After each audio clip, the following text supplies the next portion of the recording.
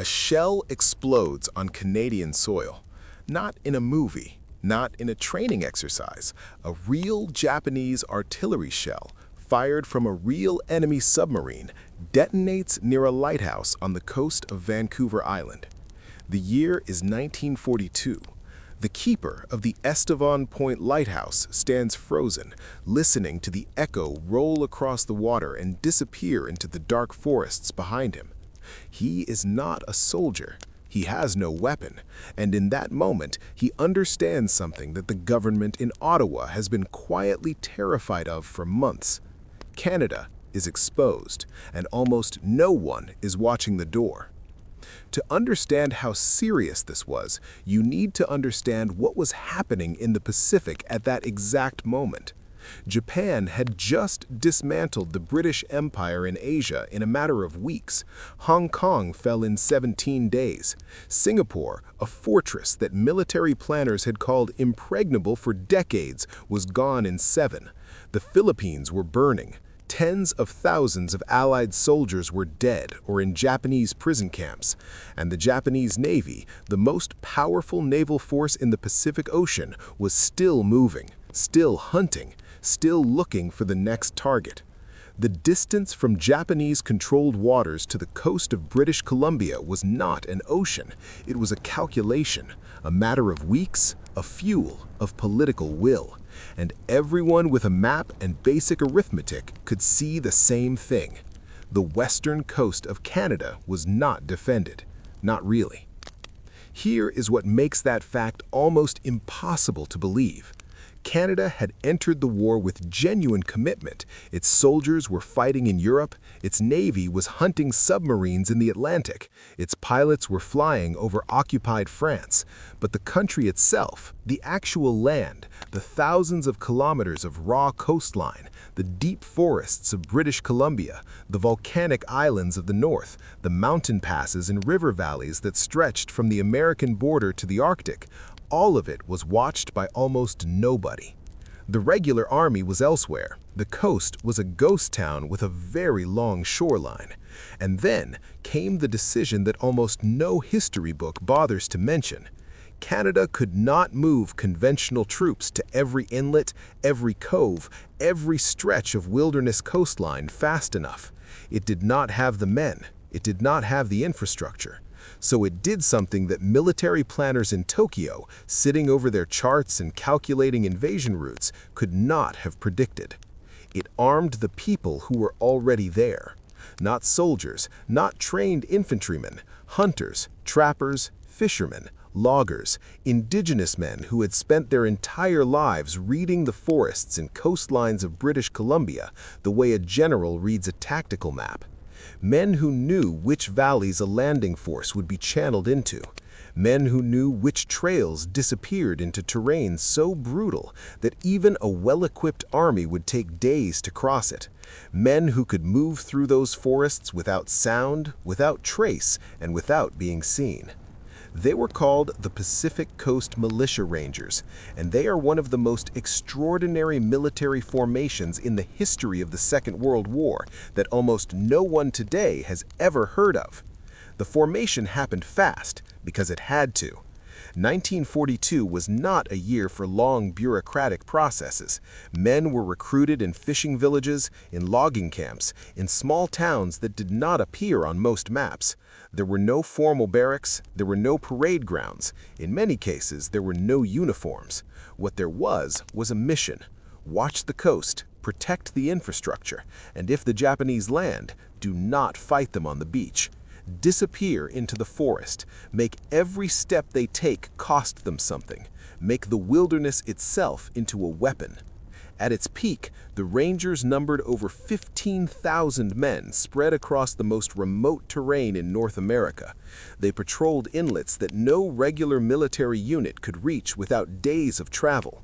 They watched for periscopes. They guarded bridges and communication lines in valleys so deep and isolated that destroying them would have severed the entire Pacific coast from the rest of the country. They were, by every practical definition, an invisible army, designed to be unseen, designed to survive. designed to make an invasion of the Canadian wilderness a slow, grinding, expensive nightmare for anyone who tried it. But here is the detail that stops most people cold when they first hear it. The Japanese military was not just theorizing about a North American landing, it was actively planning one. Documents recovered after the war confirmed that Japanese strategists had studied the coastline of British Columbia in detail. They had looked at the islands, they had looked at the fjords, they had calculated where a force could land, resupply, and push inland without immediately triggering a conventional military response. The threat was not imaginary, it was drawn on maps in Tokyo. And the only thing standing between those maps and reality was a formation of hunters and fishermen with their own rifles and a knowledge of the land that no foreign military planner could replicate. And while the Rangers watched the western forests, the Atlantic coast was burning. In 1942, German U-boats were not operating somewhere out in the distant ocean.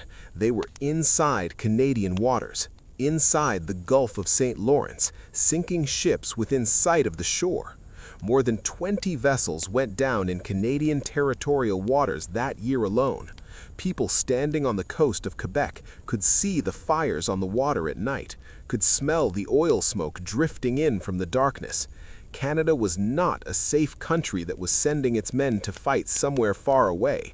Canada was a country that was being attacked from both coasts simultaneously, with almost nothing between its civilians and the enemy except geography, weather, and men who had spent their lives learning to disappear into the wilderness. That is the reality that the famous documentaries never show you, not because it is not dramatic enough, but because it forces a completely different question. Not how did Canada fight in Europe, but what would have happened if the men watching those forests and those coastlines had not been there at all. His name was George Mossman. He was not a general. He was not a decorated officer with medals on his chest and a staff of aides following him through polished corridors. He was a trapper from the interior of British Columbia who had spent 30 years learning every sound, every shadow, every shift in the wind that moved through the forests west of the Rockies. When the government man came to his door in the spring of 1942 and told him that Canada needed him, Mossman did not ask about rank or pay or equipment. He asked one question: "Where do you need me to watch?" That question, simple and direct, captures everything you need to understand about the men who became the Pacific Coast Militia Rangers. They were not recruited to fight in the conventional sense. They were recruited to know. And in the wilderness of British Columbia in 1942, knowing the land was more powerful than any artillery battery the Army could have placed on that coastline. To understand what made the Rangers genuinely extraordinary, you need to understand the geography they were defending. The coastline of British Columbia is not a clean line on a map. It is one of the most complex and hostile coastal environments on the planet. Thousands of islands, hundreds of fjords cutting deep into mountains so steep and so densely forested that aerial reconnaissance could not see the ground beneath the canopy. Inlets that stretched for 50 kilometers inland, deep enough for a submarine to enter and disappear.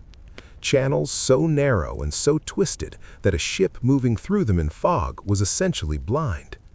The total navigable coastline, counting every island and inlet, runs to over 25,000 kilometers. To put that in perspective, that is more than half the circumference of the entire Earth. No conventional military force in 1942 had the manpower to watch all of it. No radar network, no chain of coastal gun batteries, no fleet of patrol boats could cover terrain that complex. But the men who already lived there could, and that is exactly what the Rangers were designed to do. The recruitment spread through communities that most Canadians in Toronto or Montreal had never heard of: Bella Coola, Queequot, Masset, Rivers Inlet, Alert Bay. Small fishing villages perched at the edge of the wilderness where the only connection to the rest of Canada was a boat or a float plane. In these places, the Ranger recruiters found men who did not need training in fieldcraft because they had been practicing it their entire lives. Indigenous men from the Haida, the Tsimshian, the Nuchanoth, who could read a coastline the way a navigator reads instruments. Fishermen who knew every underwater rock and hidden anchorage along hundreds of kilometers of shore. Loggers who could move through old-growth forest in complete silence because they had spent decades doing exactly that. These men were handed a Lee Enfield rifle, a small badge of authorization, and a mission that was fundamentally different from anything the conventional military was doing anywhere else in the war.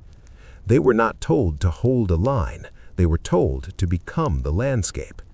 The operational concept behind the Rangers was built on a brutal and honest assessment of what would actually happen if Japan landed troops on the British Columbia coast. The Canadian military planners who designed the Ranger program were not optimistic about stopping a full Japanese landing force in open combat. The math did not work. What they believed they could do was make the aftermath of such a landing so costly, so slow, and so uncertain that the Japanese strategic calculus would shift. Every bridge the Rangers had orders to destroy if the enemy came would be a week of delay. Every supply line they could cut through the wilderness would be a regiment of Japanese soldiers stranded without food and ammunition in terrain they did not understand. Every patrol the Rangers ran through the deep forest was intelligence that a conventional army could not have generated. The Rangers were not a wall, they were a trap, and the forests of British Columbia were the mechanism. What the official records do not tell you, but what the men themselves described in letters and later interviews, was the psychological weight of what they were doing. These were not young soldiers trained to suppress fear through drill and discipline.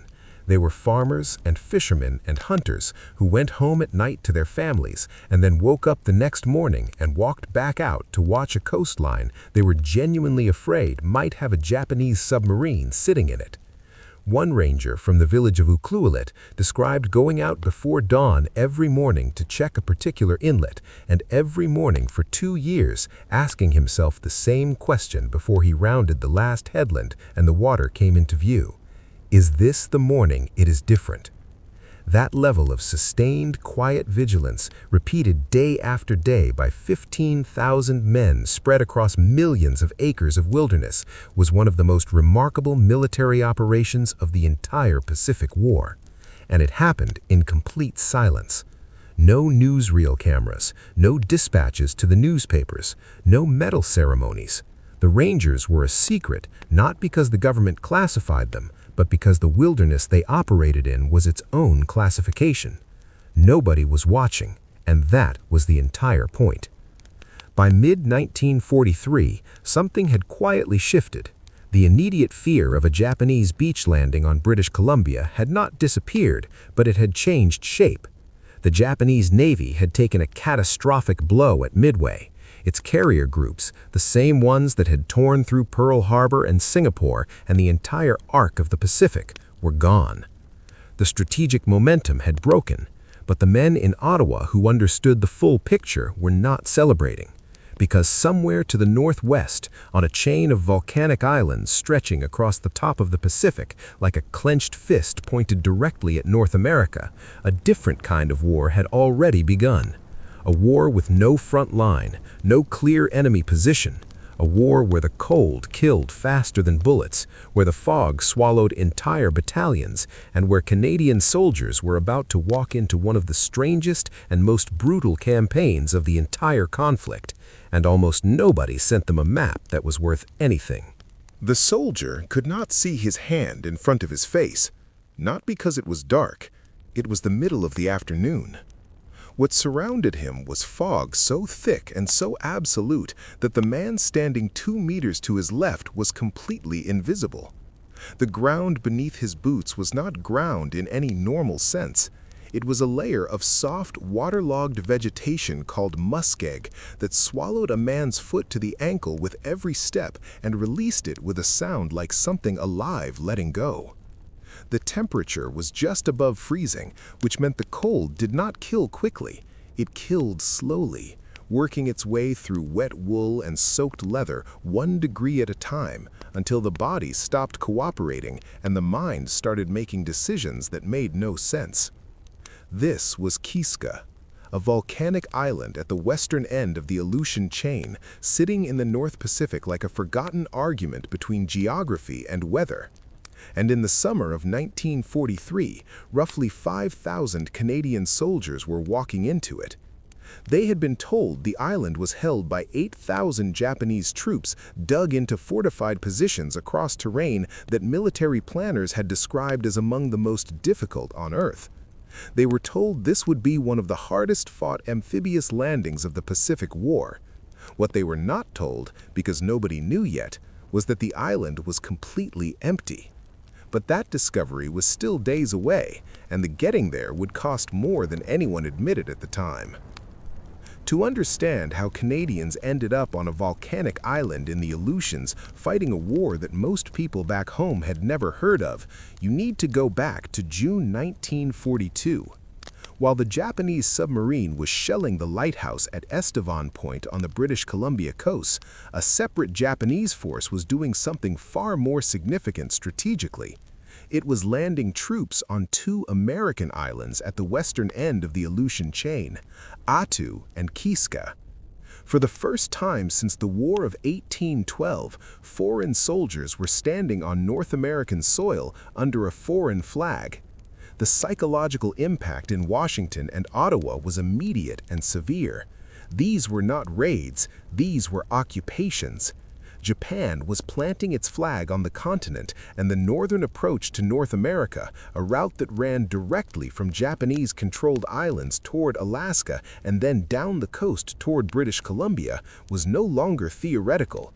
It was real, it was occupied, and it had to be answered. The American and Canadian response took months to organize because the Aleutians were a logistics nightmare unlike anything either military had confronted before. There were almost no permanent installations on the chain. The weather was the worst sustained combat environment in the entire Pacific theater. Winds called willywaws could go from calm to hurricane force in under 10 minutes with no warning. The fog was not occasional, it was the default condition. Visibility dropped to zero without notice and could stay there for days. The cold was wet, which was worse than dry cold, working through clothing and equipment with a persistence that dry Arctic cold did not have. Planes could not fly, ships could not navigate by sight. Radar was partially blinded by the terrain. Men fighting in the Aleutians were essentially operating in a world where the primary sense that soldiers rely on, sight, was taken away from them for days at a time and replaced with nothing but sound and cold and the feeling of ground that wanted to swallow them.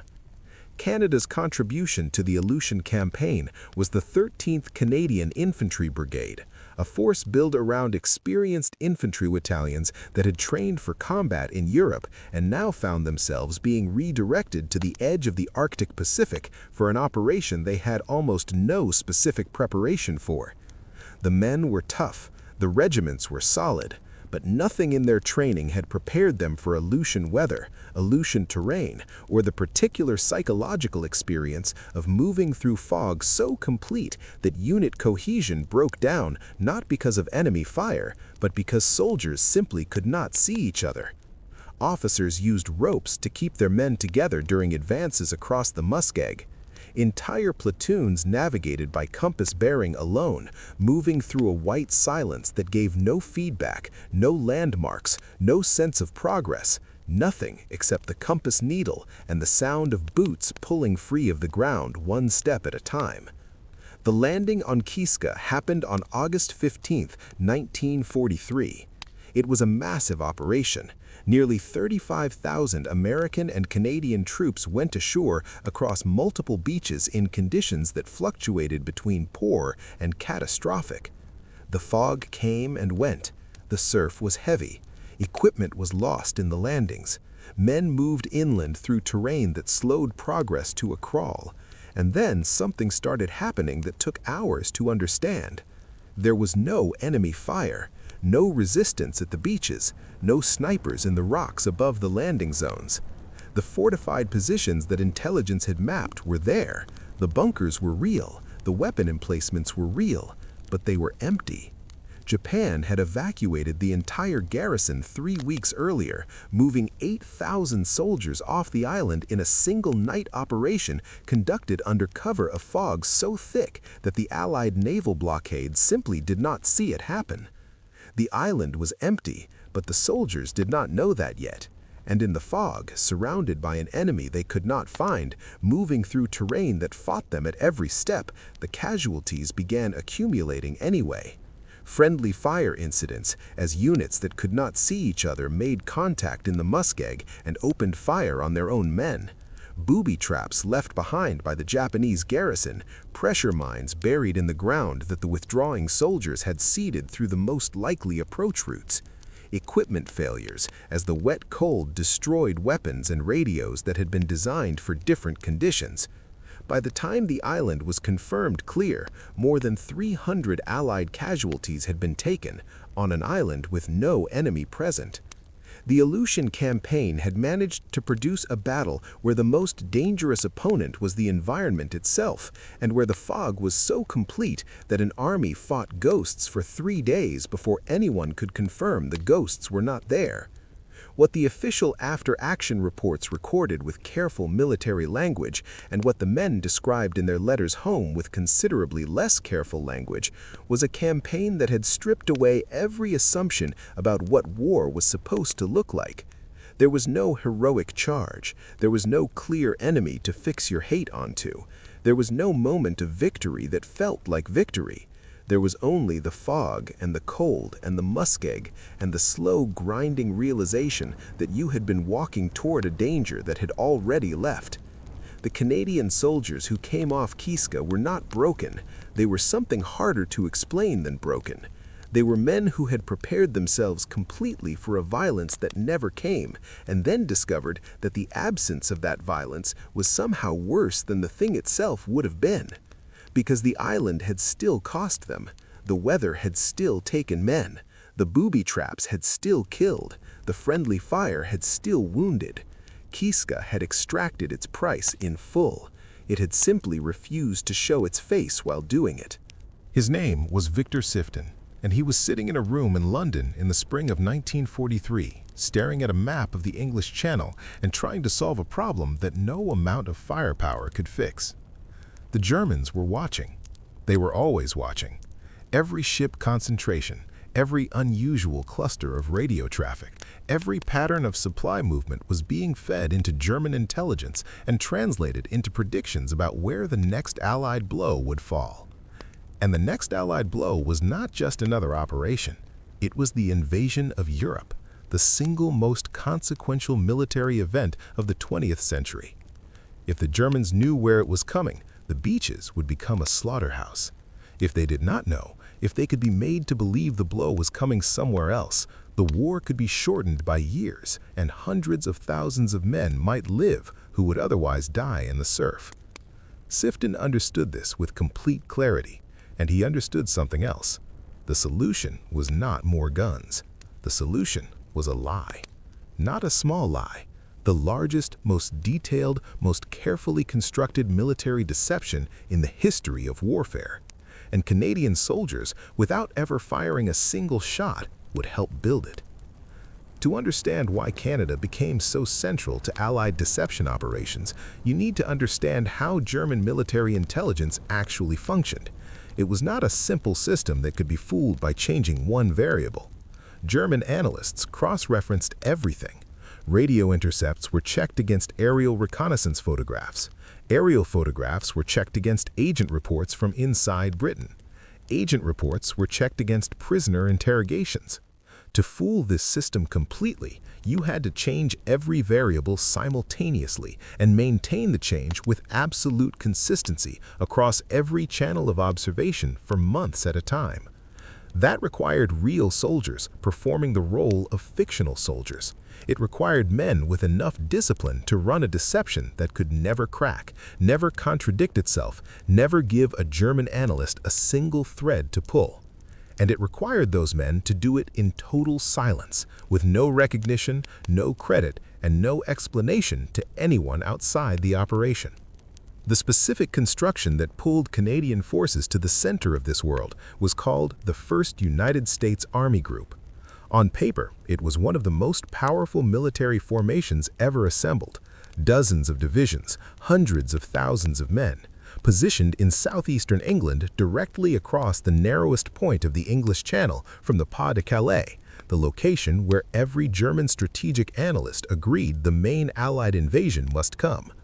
Its commander was General George Patton, and that name alone was enough to make German High Command treat the threat as real. Patton was the man the Germans feared most, the man they believed was capable of the boldest, most aggressive operation in the Allied arsenal. When German intelligence looked at the 1st United States Army Group and saw Patton's name at its head, they stopped asking whether the threat was genuine and started asking only when the blow would fall. They never asked the one question that would have unraveled everything. Here is the moment that stops people cold when they first hear it. The 1st United States Army Group did not exist. Not a single division of it was real. The camps that German aerial photography captured so carefully were empty frames draped with camouflage netting. The landing craft massed in the river estuaries were inflatable rubber structures designed and positioned to cast exactly the right shadow from 5,000 feet. The equipment concentrations that German analysts measured and cataloged in their reports were plywood shapes and painted canvas. And the radio traffic, the constant, voluminous, professionally structured radio traffic that confirmed the presence of a massive headquarters and its subordinate formations, was being generated by small teams of Allied signals operators, including Canadian signals units, sitting in rooms and running multiple radio sets simultaneously, cycling through the call signs and frequencies of armies and corps and divisions that existed only on paper. Every transmission was crafted to match the authentic pattern of a real formation of that size. Every pause, every procedural detail, every subtle characteristic of genuine military radio communication was replicated with a precision that German intercept analysts never once identified as fabricated. The deception held. And then came June 6, 1944. The real invasion landed at Normandy. The beaches were brutal, the fighting was savage, but the German reserves, the panzer divisions that had the power to drive the Allied beachhead back into the sea, did not move. They sat at Calais, waiting, because every source available to German intelligence, the aerial photographs, the agent reports, the radio traffic, all of it continued to say the same thing. Normandy is a feint. The real blow is still coming at Calais. Hold your position. Do not move. German High Command believed it for 6 weeks after the landings had already begun. 6 weeks. In military terms, that is an eternity during which the Allied foothold in France grew from a contested beachhead into something that could no longer be destroyed. The Phantom Army held the German reserves in place for 6 weeks with nothing but discipline and carefully maintained fiction. And Sifton, the man who had sat in that London room staring at a map, understood when the reports came back that the calculation had worked. The lie was worth more than any division of real soldiers he could have put on that coastline. What is almost never told in the standard accounts of this operation is what it cost the men who built it. The Canadian and British signals operators who ran the Phantom radio networks for months on end worked under a pressure that had no outlet and no reward. They could not tell their families what they were doing. They could not explain why they were not at the front. They could not take credit for work that had, by any honest assessment, shortened the war and saved more lives than most battlefield operations of the entire conflict.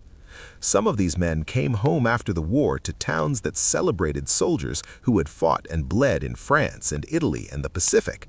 They stood in those crowds and said nothing, carried the silence for decades. Not only because they had been ordered to, but because the work itself had no shape that the world knew how to honor. There were no hills taken, no enemies killed, no moment of physical courage that a photograph could capture. There was only the knowledge, held quietly inside men who would take most of it to their graves, that somewhere on the beaches of Normandy, soldiers who never knew their names had walked out of the surf and lived. because a handful of Canadians had spent months becoming ghosts and done it perfectly.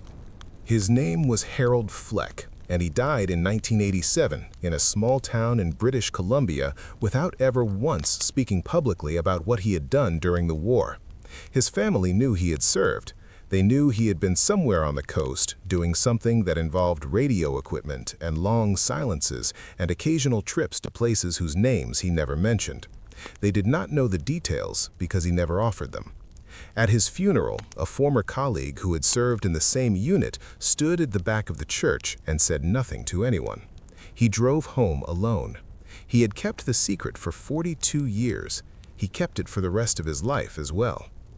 Harold Fleck is not famous. There is no monument with his name on it. There is no documentary that opens with his face.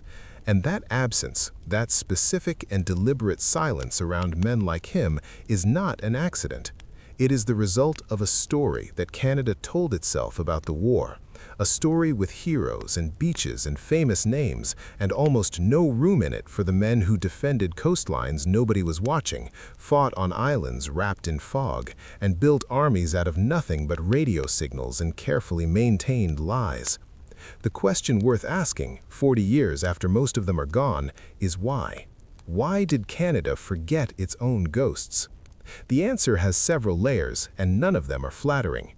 The first layer is the simplest. Normandy happened.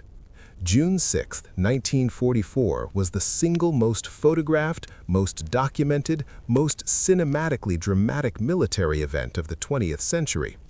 Canadian soldiers stormed Juno Beach under fire and paid an enormous price in blood and courage.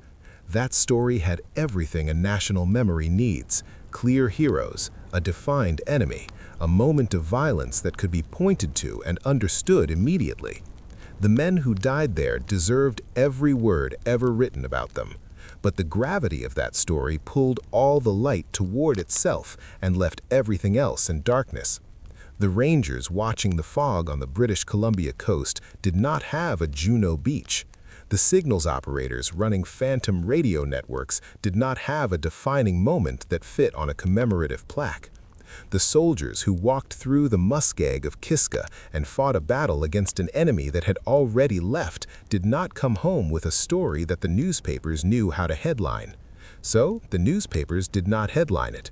And without headlines, there was no memory. And without memory, there was no monument. The second layer is more uncomfortable. Some of what these men did was classified for decades. The deception operations connected to the Normandy invasion remained sensitive long after the war ended because the methods used, the turned agents, the phantom formations, the systematic manipulation of German intelligence, were methods that intelligence services wanted to preserve for future use. You do not publish a detailed account of how you fooled your enemy if you plan to use the same technique again. So the silence was not only cultural, it was institutional. Files were locked, participants were instructed to say nothing, and by the time the documents began to be declassified, the men who had lived the story were old or gone, and the world had moved on to other wars and other secrets. The third layer is the one that cuts deepest.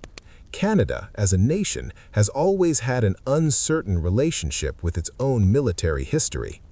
Situated between the United States and Britain, two countries with powerful and well-funded traditions of war commemoration, Canada has repeatedly allowed its own stories to be absorbed into the larger narratives of its allies. The Devil's Brigade gets remembered primarily as an American story. The Aleutian Campaign gets remembered primarily as an American campaign. The deception operations that Canadians helped build get remembered primarily through the lens of British intelligence. In each case, Canada was present, often centrally present, but the framing of the story placed someone else at the center. And Canada, with a characteristic modesty that its veterans would probably have recognized and perhaps resented, did not push back hard enough to reclaim the frame. But here is what makes all of this more than just a historical grievance. The things these men built, the ranger concept of arming people who already know the land, the deception operations that proved imagination could substitute for firepower, the lesson of Kiska that environment itself is a weapon and an enemy, did not disappear with the men who created them. They survived. The Canadian Rangers exist today in 2024 as an active military organization patrolling the Arctic and the remote coastlines of Canada with a mandate and a philosophy that is a direct descendant of what was built in 1942 out of necessity and improvisation and the simple fact that hunters and trappers knew the land better than any army could learn it in a training exercise. The principles of military deception that Canadian signals operators helped perfect in England became foundational doctrine for every major Western military operation that followed. The understanding of environment as a primary tactical factor, learned at brutal cost in the Aleutians, runs through every cold weather and mountain warfare doctrine written since. These men left a legacy.